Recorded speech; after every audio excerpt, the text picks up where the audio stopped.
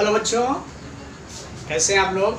I hope आप लोग अच्छे होंगे और एंजॉय कर रहे होंगे पढ़ाई का, लोग ये नहीं खेलने का नहीं।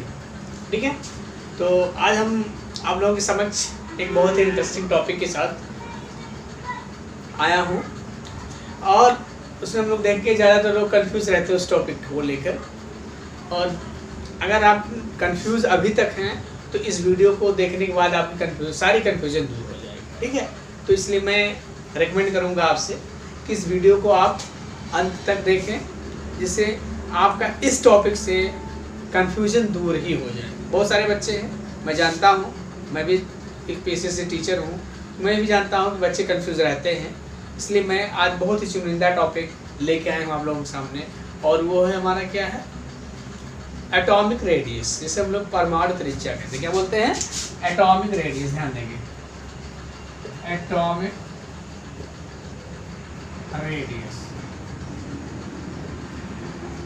क्या बच्चों हमारा टॉपिक आज एटॉमिक रेडियस। अब आप लोग देखते होंगे कि जो एटम ही बहुत छोटा होता है तो उसका रेडियस कैसे मापें। सही है, अगर परमाणु ही छोटा है, एटम ही छोटा है, how will you measure the radius of that? Okay, so size of atom is 1.2 into 10 to the power minus 10. Okay, this yes.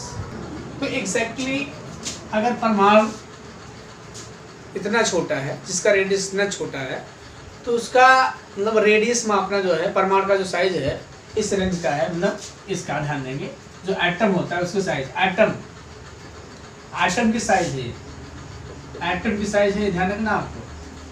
ये रेडियस नहीं, ये एटम की साइज है।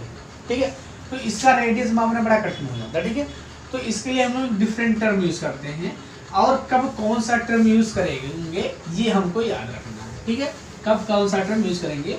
तो जो मोस्टली एटॉमिक रेडियस की हम लोग जो बात करते हैं वो हमारे दो चीज़ों को मेजर करता है। एटॉमिक रेडियस मतलब जो है हम लोग कह सकते हैं, एटॉमिक रेडियस में हम लोग मोस्टली दो चीज़ों को मेजर करते हैं। क्या है आपका? कोवैलेंट रेडियस, कोवैलेंट रेडियस, ध्यान देंगे बेटा,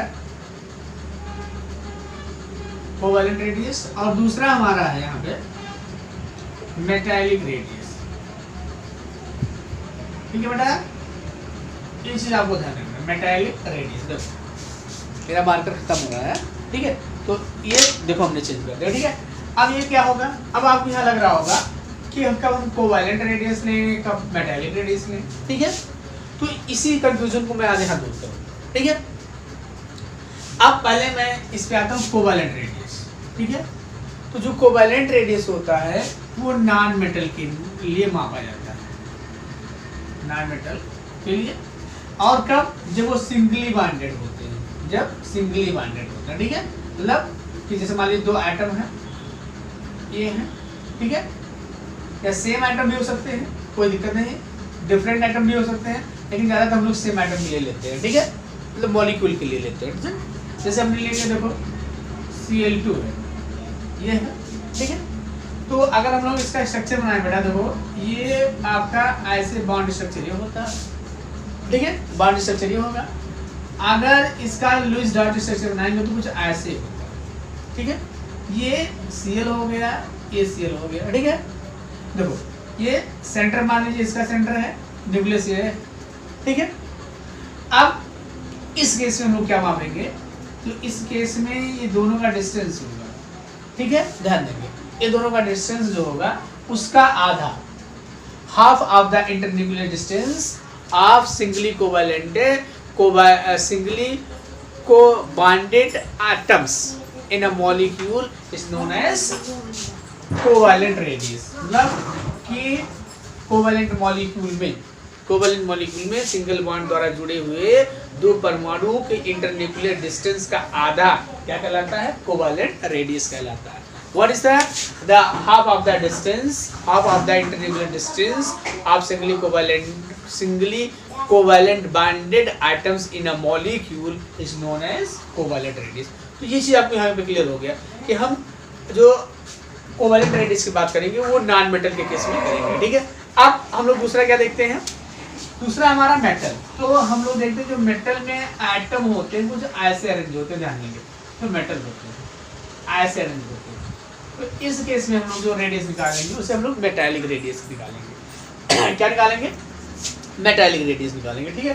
तो यहाँ पे हम बात कर रहे थे मतलब कोवैलेंट रेडियस का। कोवैलेंट जैसे मान लीजिए आप देखेंगे कि जो क्लोरीन मॉलिक्यूल है जो इसमें दोनों एटमों के बीच इंटरन्यूक्लियर डिस्टेंस है वो 198 है, ध्यान देंगे। तो यहाँ पे हम लोग क्या देखेंगे, जैसे मान लीजिए इसका इंटरन्यूक्लियर डिस्टेंस क्या है, इतना है, दो एटम है, इंटरन्यूक्लियर डिस्टेंस क्या है, तो क्लोरीन का रेडियस क्या हो जाएगा 198/2 99 pm मींस पिकोमीटर। ये चीज ध्यान रखना है, ठीक है। तो ये हम लोग कोवैलेंट रेडियस की जो बात करेंगे, सिंगली बॉन्डेड कोवैलेंट एटम के इंटरन्यूक्लियर डिस्टेंस का जो आधा होता है वो हमारा कोवैलेंट रेडियस होता है, ठीक है। अब मेटालिक रेडियस देखो, मेटल में जो बॉन्डिंग होती है कुछ ऐसे होती है, ऐसे एडजस्ट होते हैं मेटल्स, ऐसे कुछ एडजस्ट होते हैं, ठीक है। तो यहाँ पे हम लोग देखें कि देखो यहाँ पे जो देखेंगे कि जो डिस्टेंस होता है मतलब मेटालिक रेडियस होता है। अगर हम लोग यहाँ पे बात करें तो जो मेटालिक क्रिस्टल है, ठीक है, ये ध्यान देंगे, ये मेटालिक क्रिस्टल ऐसे मेटालिक क्रिस्टल होता है, ठीक है। तो यहाँ पे हम ऐसे में बना दें तो ऐसे एग्जैक्ट ऐसे होता है, ठीक है। तो यहाँ पे जो इन दोनों का इंटरन्यूक्लियर डिस्टेंस होगा उनका आधा क्या कहलाएगा, ध्यान देंगे, उनका आधा क्या कहलाएगा, क्या कहलाएगा मेटालिक रेडियस। क्या कहलाएगा बेटा? Metallic radius. ये चीज आपको ध्यान रखना है। I think this is clear. Okay, now it is clear? Yes, is it clear? Yes, I think. अब देखिए यहाँ पे जैसे मान लीजिए एक कॉपर हम लोग ले रहे हैं, कॉपर, उसमें दो आइटम हैं ऐसे हैं, ठीक है, और इनके जो इंटरन्यूक्लियर डिस्टेंस है, ध्यान देंगे, इंटरन्यूक्लियर डिस्टेंस है 256 pm। क्या है? 256 pm है। अगर मैं पूछूं metallic radius means copper metallic radius, तो क्या होगा, इसको 2 से डिवाइड कर दो, इसको 2 से डिवाइड कर दो और ये क्या आ जाएगा आपका 128 आई थिंक pm। तो ये होगा आपका मतलब जो है मेटालिक रेडियस। नाउ क्लियर हुआ? तो हम लोग जो मेटालिक रेडियस की बात करेंगे वो मेटल के लिए बात करते हैं, ठीक है। मेटालिक क्रिस्टल हो गया, मेटालिक मोस्टली मेटालिक क्रिस्टल हम लोग देखते हैं, या मेटालिक लैटिस होता है, उसमें जो एडजस्टमेंट होता है। तो हम लोग ऐसे ध्यान दें कि मेटालिक क्रिस्टल में दो एडजेसेंट एटमों के इंटरन्यूक्लियर डिस्टेंस के आधे को हम लोग क्या कहते हैं, metallic radius. Half of the internuclear distance up to adjacent atom in metallic crystal is known as metallic radius. तो ये आपका हो गया एटॉमिक रेडियस। अब हम लोग दूसरे टॉपिक को मूव करते हैं, आयोनिक रेडियस। देखें, ध्यान देंगे, देखो मैं आयोनिक रेडियस बताने जा रहा हूं, लेकिन उसके पहले हमें एक क्वेश्चन आ गया जो बोर्ड में या कई बार जो है एग्जाम्स में, कॉम्पिटिटिव एग्जाम में पूछा गया। एक दूसरा टर्म यूज किया जाता है वान डेर वाल रेडियस। तो ये पूछता है कि मतलब arrange this in increasing order of there radius. जैसे क्या देगा वान डेर वाल्स, ठीक है। फिर दे देगा मेटालिक रेडियस और फिर दे देगा covalent radius,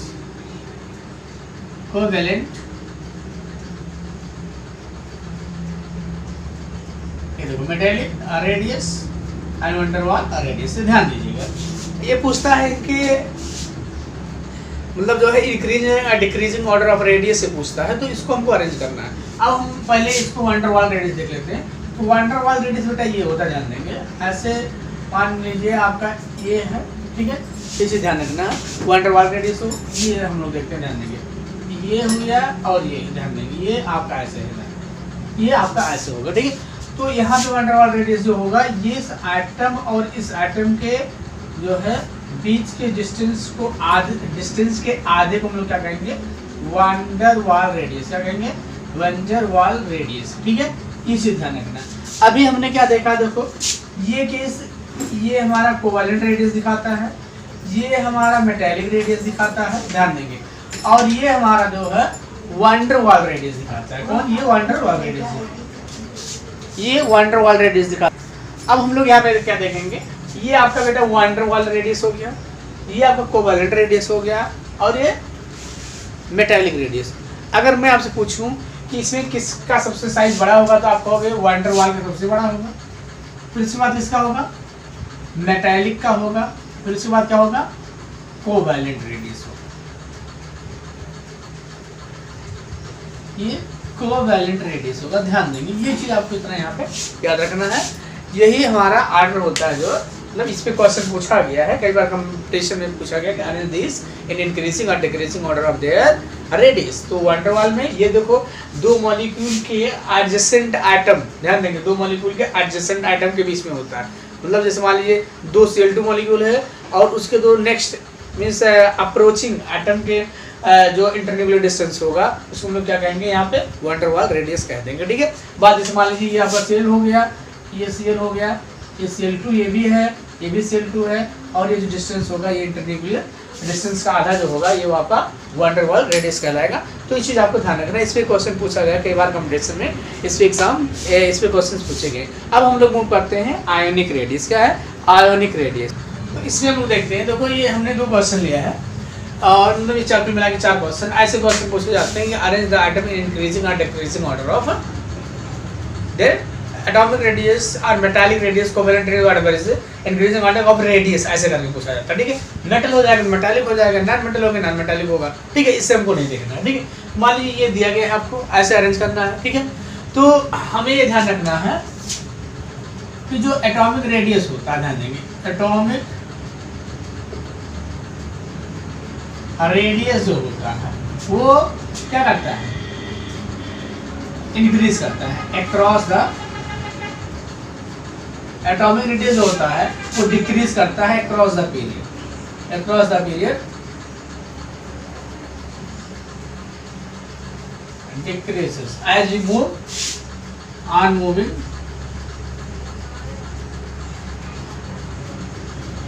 left to right। मतलब क्या हो गया, जैसे जो एटॉमिक रेडियस होता है, ठीक है, और एक चीज आपको बताते हैं, एटॉमिक रेडियस दो चीजों को रिप्रेजेंट करता है, या तो कोवैलेंट रेडियस को रिप्रेजेंट करेगा या मेटालिक रेडियस को। तो जो इसमें वेरिएशन है दोनों में सेम है, ये चीज आपको इतना यहाँ पे याद रखना। देखो ये चीज ध्यान रखना है। ठीक है, अब हम क्या देखते हैं कि अगर इसको अरेंज करना है तो हम क्या बता रहे हैं आपको कि जो एटॉमिक रेडियस होता है, ध्यान देंगे एटॉमिक रेडियस, अगर हम लोग यहाँ पे बात करें एटॉमिक रेडियस की, तो जो अक्रॉस द पीरियड होता है एटॉमिक रेडियस का मान क्या होता है, घटता है। ध्यान देंगे अगर दोनों क्वेश्चन को देखें तो इनका जो एटॉमिक रेडियस का जो घटता हुआ आर्डर होगा वो ये होगा, ये घटता हुआ आर्डर है। ठीक है, एटॉमिक रेडियस का घटता हुआ आर्डर ये है, और इसकी ये थर्ड पीरियड आपका है और ये सेकंड पीरियड है। ठीक है, ये चीज आपको इतना याद रखना है। इसमें क्वेश्चन ऐसे ही पूछा गया है। और ये ग्रुप में ये डाउन द ग्रुप क्या होता है, डाउन द ग्रुप बढ़ता है, डाउन द ग्रुप क्या होता है, बढ़ता है, increases down the group, increases down the group.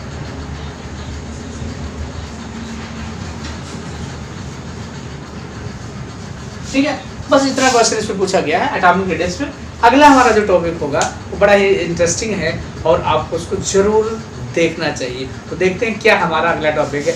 अगला क्या है, क्या बताए थे, आयनिक कंपाउंड। ठीक है बच्चों, तो मैं सोचता हूँ कि आप इसका बेनिफिट पाएँ और इस पे बेस्ड क्वेश्चन जो है अगर अभी भी नहीं समझ में आया है तो मैं इसका लाइव क्लास भी लूँगा, उसमें आपको क्लियर कर दूँगा। ठीक है बच्चों, तो आज इस टॉपिक में इतना ही। हम फिर मिलते हैं आपको कुछ नए टॉपिक, मतलब इसी का टॉपिक जो होगा वो हमारा क्या होगा, हमारा जो इसी का टॉपिक क्या